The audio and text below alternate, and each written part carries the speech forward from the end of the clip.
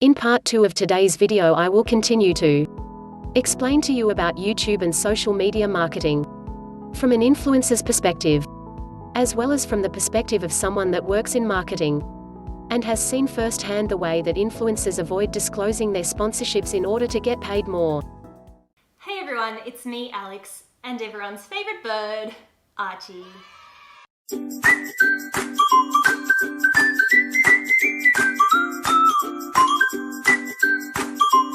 Archie is fresh out of the shower right now. That's why he looks a little bit like a drowned rat, but this little guy is always by my side, so he's just gonna sit here and enjoy himself. So, today's video is part 2 in my I don't even know how many part series, mini documentary kind of thing that this is becoming. So if you haven't already watched part 1, I really recommend that you go watch it.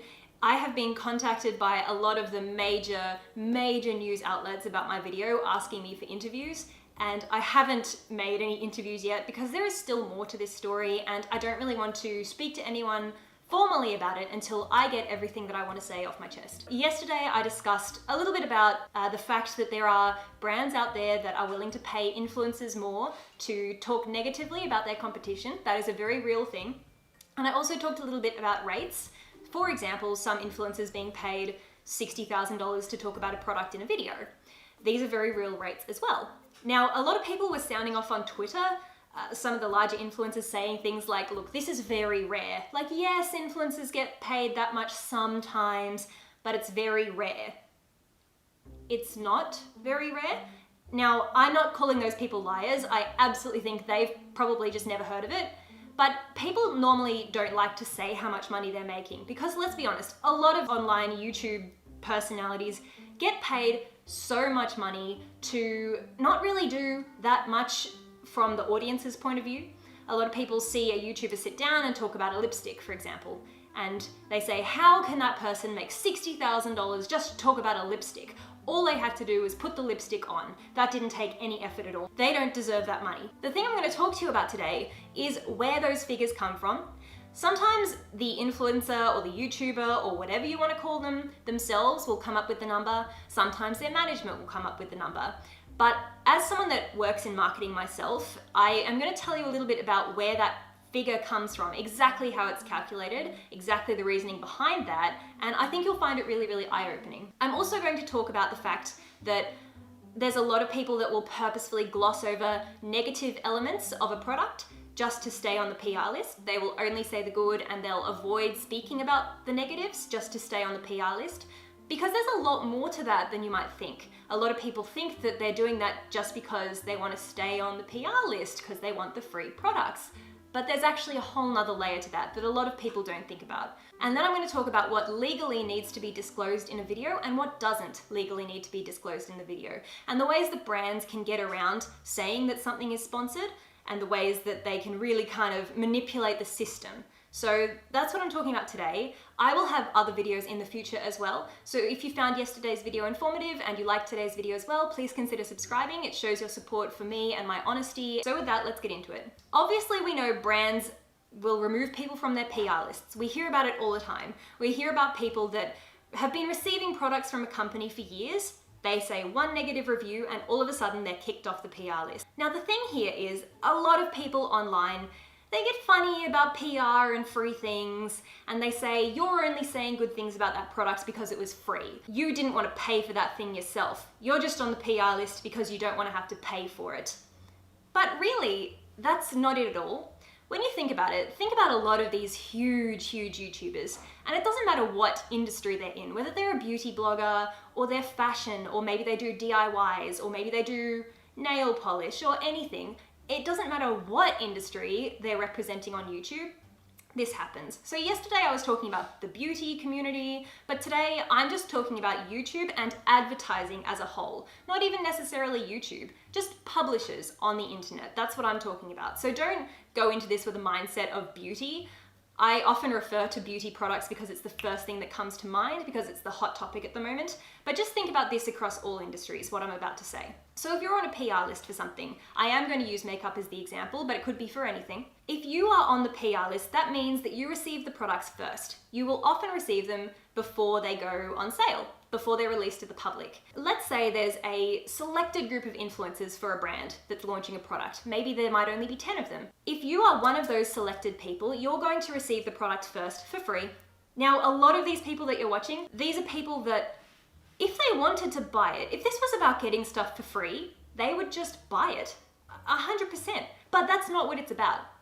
It's about being the first person to receive the product.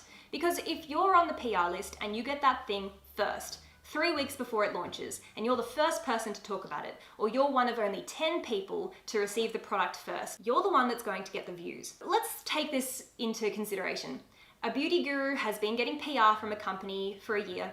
They receive a product, they don't like the way it applies, all of a sudden, their PR gets cut off. That person, next time there's a product launch for that company, they don't get it. They don't get it first. They have to wait in line with everyone else, and on the day that the product launches, they have to buy it with their own money. Now, they don't care about that. They're loaded. They make a killing on ad revenue. They make a killing in sponsorships. The money isn't an element in this. They buy it, but the thing is the wait time. They wait a week maybe, or 2 weeks, depending on what country they're in. Maybe the product launched in America and they're in Australia, and it takes 2 weeks for the product to be shipped to them. By the time the product arrives for that person to then make a video and talk about, that product has already been talked about by all of the big beauty influencers across YouTube, or whatever vertical you're in, whatever industry you're representing. The people that are relevant have already spoken about it. Everyone has seen those videos before the product even launched. The hype was built up. You receive the product 2 weeks later along with everybody else, then you go to make a video about it and no one watches it because it pops up in their recommended and they go, oh, well, I mean, I already bought that thing, or I've already seen everyone's review on that, and they don't watch it. Now, what does that mean for the YouTuber? Someone that gets 1 million views, for example, you can kind of get a rough estimation of how much money they might make for ad revenue. And you can also kind of get an idea of how much they might make for a sponsorship. This information is actually really, really, really easily available, but people just don't know what to search for. So that's what I'm going to tell you about. So we're going to look at something called CPM. CPM means cost per 1,000 views. The M represents the Roman numeral for 1,000, so CPM. A very, very good example to put this into perspective for you guys, because a lot of people were having an absolute fit saying, how can one person make that much money from a sponsorship? Or if it's just a regular video where they're making ad revenue, for example. How can someone make that much money? I had one comment here that says, all I'm saying is there is not one person on this entire planet who should be getting paid anything more than $10,000 to review an eyeshadow palette, or a lipstick, or clothes. No, no, no. It's not that deep. It does not take talent or skill to test an eyeshadow palette for 10 minutes and decide if you like it or not. These are simple tasks that us as normal people do every day. If anyone seriously values these beauty influencers' opinions that much and believes that beauty gurus deserve that much money to review stuff, I'm sorry, but you're probably 14 or you're just uneducated. Well, I'm sorry, but you're uneducated. Now, I'm not saying that that requires talent. It doesn't. I mean, look at what I do. I unbox clothes and I try them on and I say whether I like the fabric or whether it fits well. It takes no talent whatsoever. But none of this is about talent. That is not what marketing or advertising is about. Advertising is about viewers. Advertising is about you guys. It's about the people that are going to see the product. It's about exposure. So to give you a good example, the Super Bowl. The Super Bowl gets 114 million views, right? 114 million viewers worldwide tune into the Super Bowl. It costs $5 million for a 30-second ad segment in the Super Bowl. Just think about that, right? Now remember what I said about CPM, cost per 1,000 views. All you guys have to do is go on Google and type in CPM calculator. I'm going to bring one up right now. There's a couple of ways that you can determine how much someone might be getting paid, or if you're someone putting a price on your material, you can determine how much you deserve to be paid by looking at the CPM. So there's 3 factors that come into play. You can see them on the screen here. All you have to do is populate 2 of those factors. So using the Super Bowl as an example, what we're going to do is say number of impressions. Now, like I said, 114 million people watch the Super Bowl, right? So that's the number of impressions. For the 114 million people watching, an impression is just someone is seeing it, right? The total cost for the campaign, I'm gonna write $5 million. Because as we know, like I said, for an ad on the Super Bowl, it's $5 million. All I have to do is click calculate now, and it comes up with the CPM. So the cost per 1,000 views is $43.85. To decide how much someone will get paid for a sponsorship or whatever it may be, it could be a sponsorship or it could be a product placement or whatever, what we're gonna do, we're gonna take someone that gets 1 million views on every video, for example. So all we have to do here, the only factors that we have to change, the number of impressions, we're gonna change that to 1 million because this YouTuber gets 1 million views on every single one of their videos. That's 1 million impressions. We're going to leave the CPM as $43.85 because we were just able to work out that CPM based on the Super Bowl. This is a hypothetical CPM. The CPM can vary depending on where it's being aired, what the station is, what the channel is, what the industry is. Some industries set a higher CPM because they're more competitive, but we're just gonna leave it at $43. We're working on the Super Bowl kind of CPM. So for 1 million impressions with a cost per 1,000 views of $43, we're just gonna click calculate. $43,850. Does that make sense to you guys? If it doesn't, leave a question down below for me, but it's pretty straightforward. So let's take someone that gets, on average, every single one of their videos gets at least 3 million views. We know there's people out there that get that many views. There's a lot of them. Doesn't matter whether they're daily vloggers, they're fashion people, they're beauty people, they're DIY channels. We know every time that they post a video, they get about 3 million views.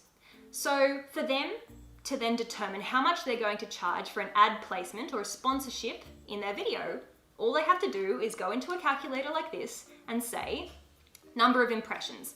Well, I know every single time that I post a video, I get 3 million views. They know that. It's a track record. So they'll put 3 million. Let's leave the CPM as 43. We're just using that as a CPM, just as like an industry, just a benchmark kind of CPM. Let's calculate.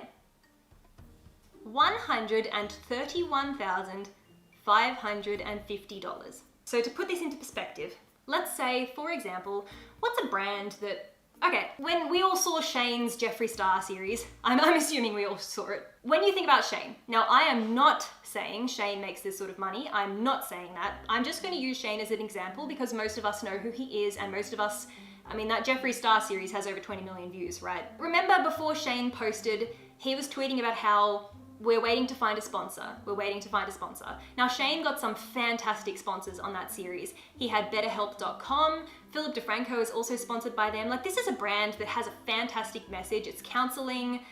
You know, it's a service that's really, really easily accessible. Let's say BetterHelp.com and Shane are trying to work out how much that BetterHelp.com should be paying Shane to show that. Shane had no way of knowing that those videos were going to get 20 million views. He didn't know that. I mean, up until that point, his videos were getting what, maybe like 5-8 million views kind of thing. He didn't know it was going to blow up so huge. So let's just say Shane said to BetterHelp.com, we're probably going to get about 8 million views. So what BetterHelp.com or what Shane could have done in that situation is gone number of impressions, 8 million. Let's say the CPM, let's set a lower cost per 1,000 views. Now the reason that I'm setting a lower cost for Shane, nothing against Shane, but when you work in marketing, you'll come to understand that different industries set different prices for their ads. For example, let's say someone makes a video about a makeup product and there's 20 makeup companies that have ads loaded on YouTube, ready to air. Whose ad gets seen? It's the company that pays the highest amount of money for their CPM. One company might say, look, our CPM is $20. We're only willing to pay $20 for 1,000 views. Another company might say, we're willing to pay $30. Another company with a bigger budget might say, we're willing to pay $50. So when the ad is airing, for example, all of a sudden a bid, just like on eBay, the companies, there's no one actually physically sitting there doing it. It's all automated on the computer. Whoever has the highest price is going to get to show their ad first. That's the ad that will air. So for someone making videos about makeup, for example, to give you my exact experience, I posted a video that got 40,000 views and it was about makeup. It was 30 minutes long and I had 3 ads on the video. Another video I posted was 30 minutes long with 3 ads, but that video has 170,000 views. Those two videos made exactly the same amount of money, almost to the cent in ad revenue. And that's because the beauty industry sets a higher CPM than what fashion does. So I hope this is making sense. So bringing this back to Shane as my example. Shane, he's a male, he posts fun content, but when you think about it, he doesn't belong to any particular kind of industry. Unlike a beauty blogger, for example, who all they're doing is talking about makeup, right? So the ads that are going to play on their channel are probably going to be tailored towards people that like makeup. But for someone like Shane, who doesn't have a particular thing that they're discussing all the time, the ads that play on his channel might be a little bit more, open, a bit more, they're not really tailored to his content. They're just kind of anyone that wants to play an ad to be seen by anyone. And those ads tend to go for a lower CPM. So let's say in Shane's case, his CPM, we'll bring it down from 43 was the example with the Super Bowl. Let's bring Shane's CPM down to 30, hypothetically. So Shane might have said to betterhelp.com, I'm going to get 8 million views on this video. I know that because that's my guaranteed video track record. I'll get 8 million views. Setting it at a CPM of $30, we'll calculate $240,000 for a sponsorship. Now, I'm not saying Shane made $240,000. I have no way whatsoever of knowing how much Shane made. He could have made $10,000 for all we know. But this is just from a marketing standpoint. This is how we in the industry determine how much we're willing to pay for a campaign or what we're going to price a campaign at. That is where that figure comes from. And these people out there saying no influencer deserves to make $60,000. Let me tell you how many views they would need to make to justify $60,000. Let's use a $30 CPM as my example. The company has approached them and they've said, we have a $30,000 budget or something. So we'll put $30,000 as the total cost of the campaign. The CPM is $30. Calculate, they would hope that for their $30,000 investment, with a cost per 1,000 views of $30, they would get 1 million views. So can you see where these figures are coming from? Now, whether it's the influencer setting their price or whether it's their management setting their price, it doesn't matter who's setting the price. The price is being determined based on their track record and how many views they're getting. That's what it's determined by. It is not necessarily determined by subscribers. Someone could have 4 million subscribers and make less money than someone with 200,000 subscribers because maybe more people are watching their videos, or maybe the person with 200,000 subscribers has content that advertisers are more willing to advertise on than the person with 4 million subscribers. To put this into perspective for you from a brand point of view, and the reason why some brands are willing to pay that sort of money, I'm going to use this fantastic example that someone left on my video yesterday. And they said, if Makeup Geek pays $60,000 for a video and they're trying to sell an eyeshadow palette for $35, it would take around 1,700 of those 1 million viewers to make $60,000 in sales. Not including the price of production, and with that, maybe they might have to sell 5,000 eyeshadow palettes to make a profit. But still, when someone has 1 million views, if 1% of their audience goes ahead and buys that palette, the company can make a profit. So that's why these huge numbers do make sense to someone that comes from a marketing point of view. For someone that is a single mum that's working 3 jobs, just scraping by living on $40,000 a year, it doesn't make sense. It's unfathomable to think that someone makes that much money just from one video, and maybe they're making that 3 times a week.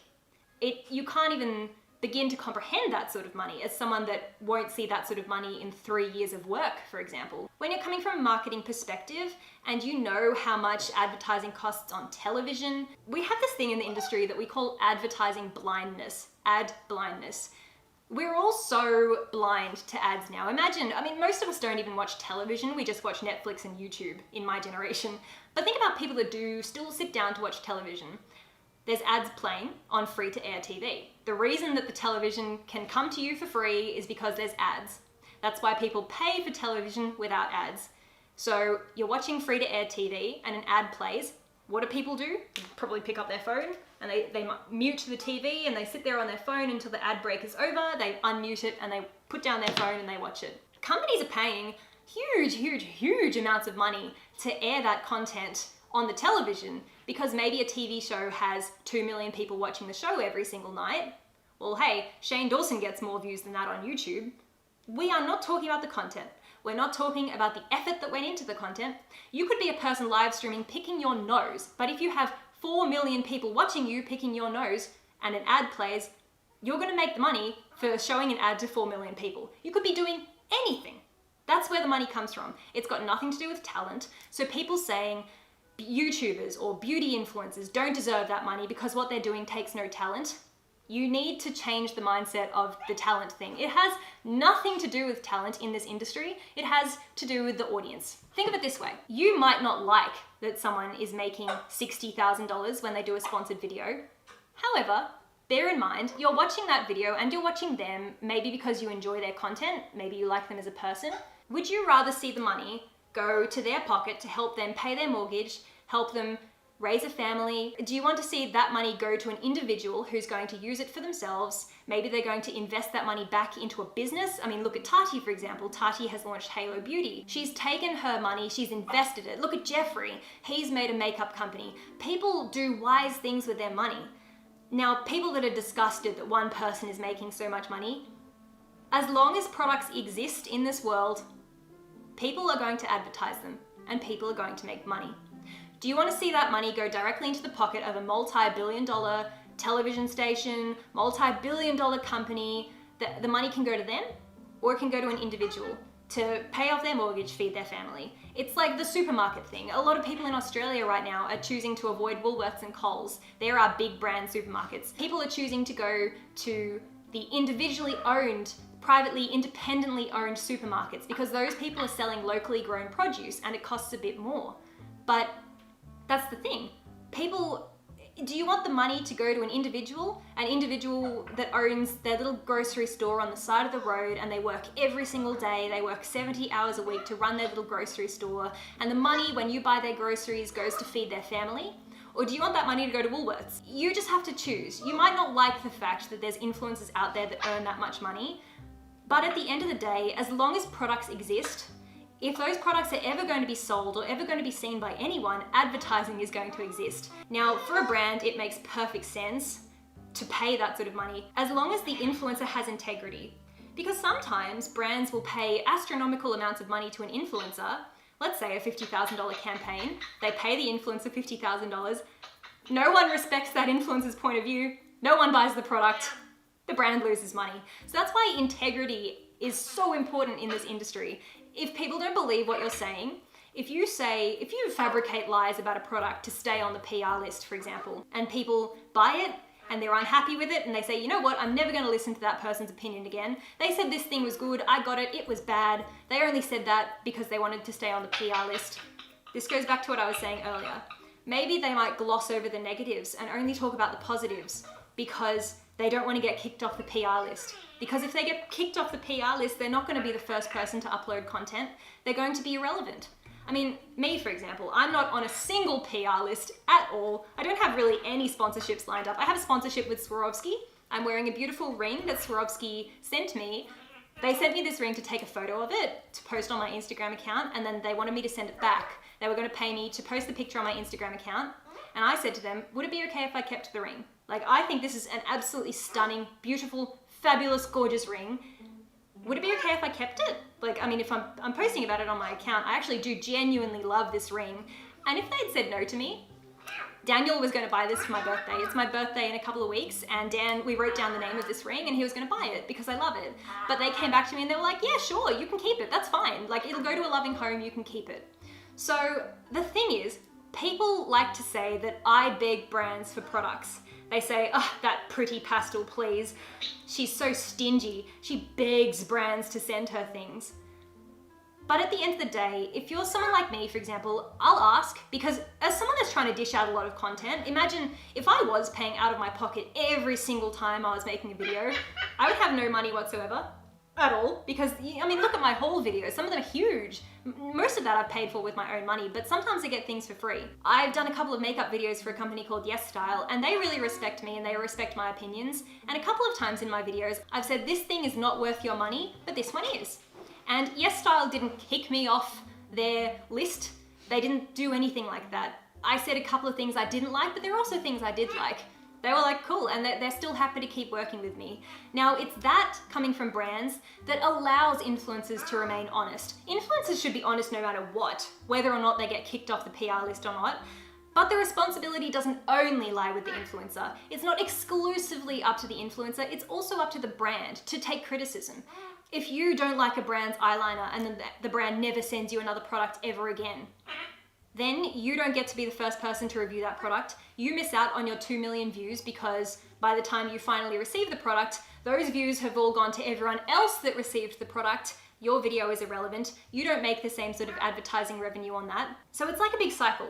If brands can accept when negative criticism comes around, it means that influencers will remain honest. And if the audience can stop having a dig at people, the amount of comments I get saying, I don't believe anything you're saying in this video because you got this stuff for free. If you can tell that the person is being honest and they have integrity and you've seen them say negative things in the past, just because they're saying something positive doesn't mean that they're lying. I mean, the makeup that I've reviewed recently, I thought most of it was great, so I said it was great. I wasn't gonna make up something wrong with it purely to sound as though I was being more critical. But if I did see something wrong with it, I would absolutely say so. And for people to come along and say, you're only saying something good because you got that for free, it's that sort of attitude that then leads people to hide the fact that they got something for free. So now I'm just going to quickly talk about disclosure laws in Australia. So the Australian Association of National Advertisers, basically they have recently released guidelines.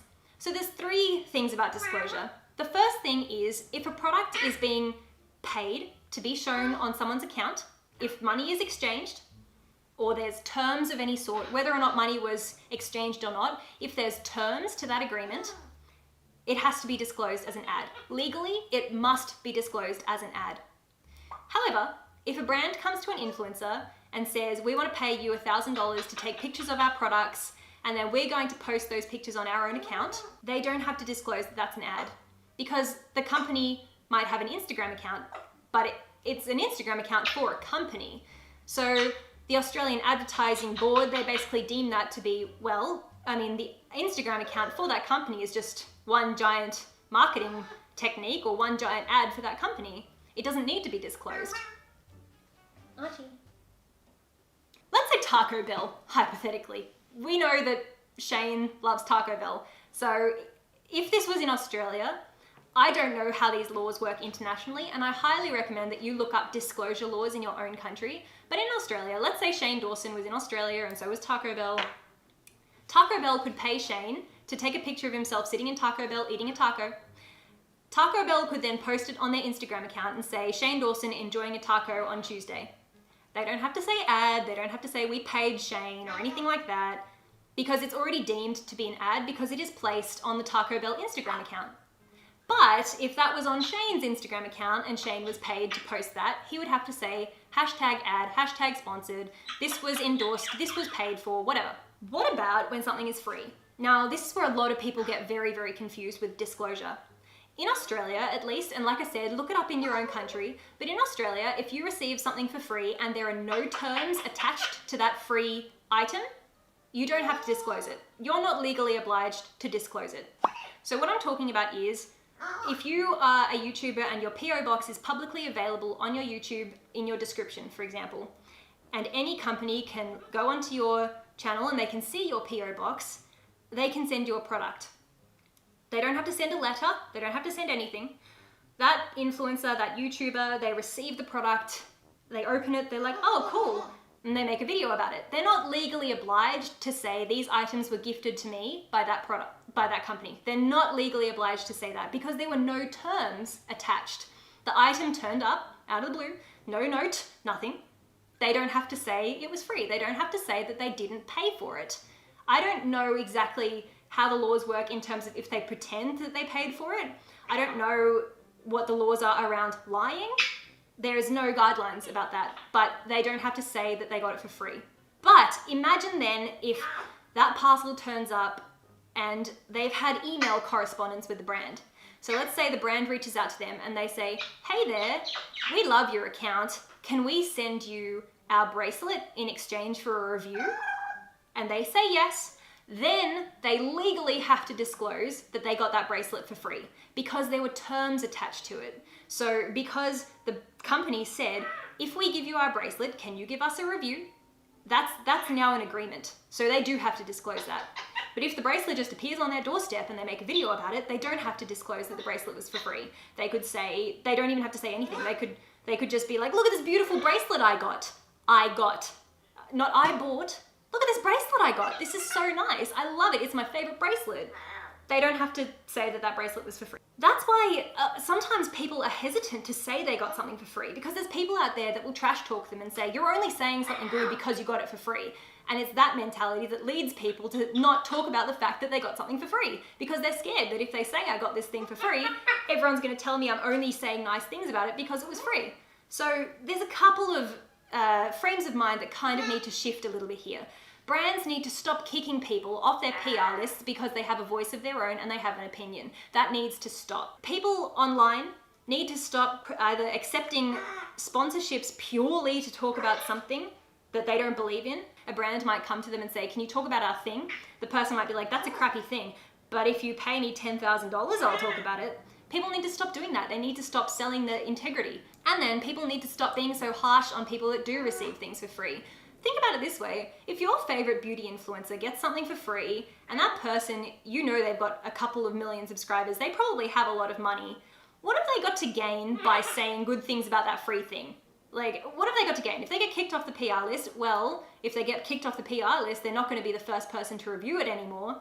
But if they have a big audience, like Tati, for example, who we know has been removed from PR lists in the past, people will purposefully wait until Tati receives the product. If she doesn't get it in PR and she gets it 3 weeks later, people will wait until she talks about it before they buy it.